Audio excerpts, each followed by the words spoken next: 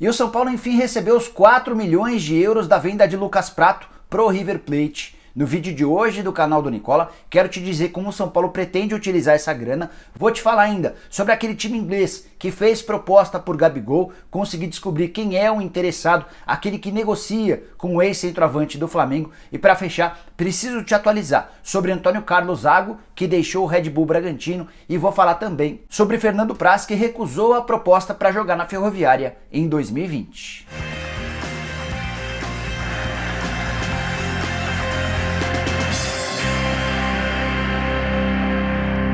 Fala aí pessoal, sou o Jorge Nicola, bem legal ter você aqui em mais um vídeo do meu canal e quero começar esse vídeo falando sobre Fernando Praz, goleiro que deixou o Palmeiras no fim do ano passado, não teve seu contrato renovado, deixou claro para as pessoas mais próximas que não saiu da forma como pretendia, ele imaginava que pudesse ficar pelo menos mais uma temporada e está no mercado em busca de emprego. A primeira proposta oficial que o Praz recebeu e respondeu de forma negativa foi da Ferroviária, time que promete se tornar médio para grande num futuro próximo, depois de ser adquirido pelo Saul Klein, herdeiro das Casas Bahia. O Praz recebeu a proposta, mas recusou o convite porque não quer jogar outra divisão que não seja a primeira. A Ferroviária até disputa o Campeonato Paulista na elite, na primeira divisão, mas a partir do segundo semestre tem um campeonato bem diferente daquele que o Fernando Praz gostaria para si. E nas conversas entre o representante do Praz, o Pepinho, e o pessoal da Ferroviária, o Pepinho informou ao clube de Araraquara que ele tem 2 propostas de times da Série A. Os nomes não foram revelados, mas estou ansioso para ver onde o Fernando Praz jogará nessa temporada de 2020. Quero falar agora sobre Antônio Carlos Zago, técnico campeão brasileiro da Série B com o Red Bull Bragantino na temporada passada.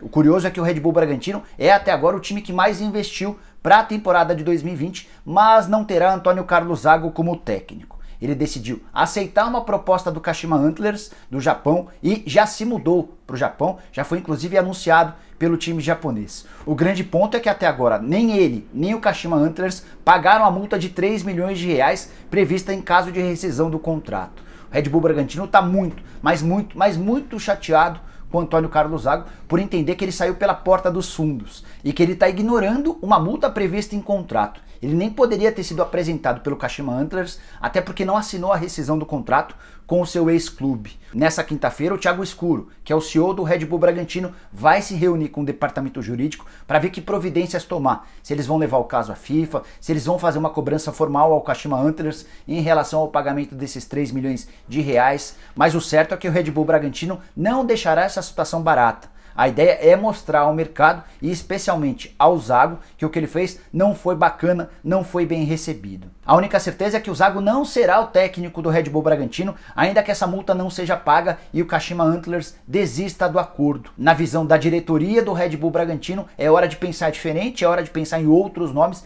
inclusive já há algumas negociações no momento e essa passou a ser uma prioridade do Thiago Escuro.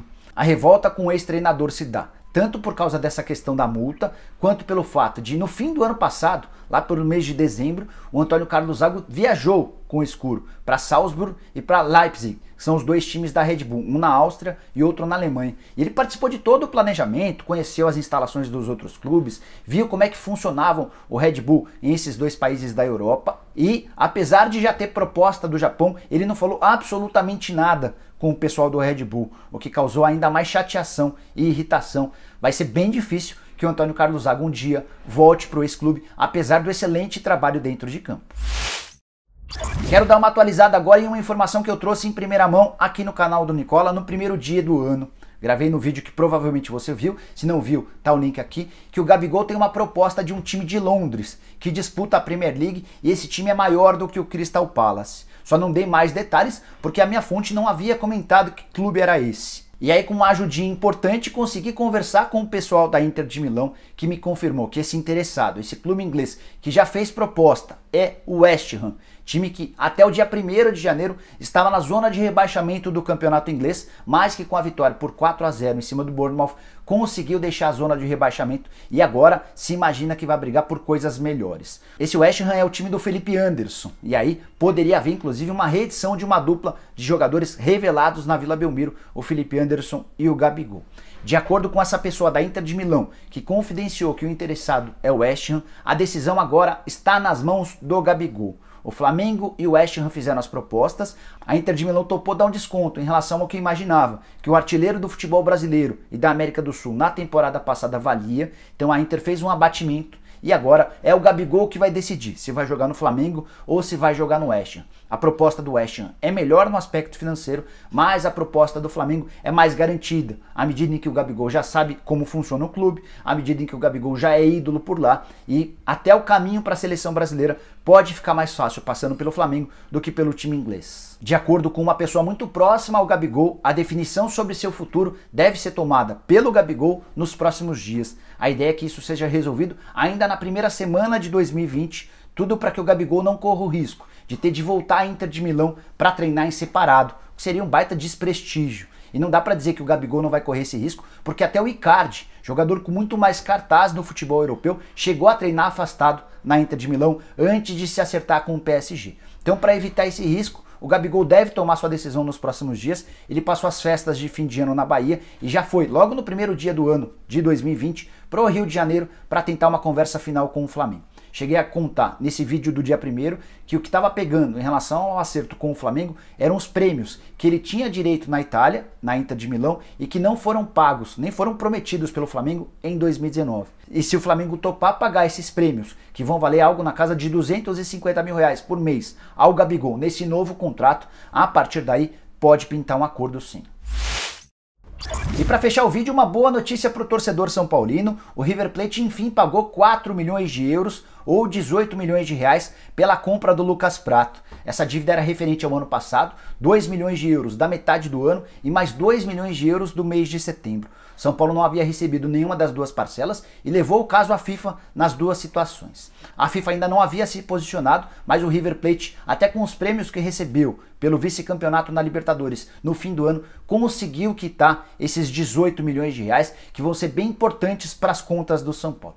É bem verdade que o tricolor ainda cobra do River Plate as multas pelo não pagamento da parcela da metade do ano e pelo não pagamento da parcela de setembro. Então essa questão ainda pode continuar na FIFA, embora agora com o São Paulo tendo 18 milhões de reais em suas contas. Esses 18 milhões vão ser importantes até para dar uma arrumada no caixa do tricolor, que fechou 2019 com 180 milhões de reais de déficit. São Paulo imaginava vender o Antony, nenhuma proposta apareceu e essa possibilidade hoje parece bem próxima do zero. A tendência é que o Antony fique pelo menos até a metade do ano.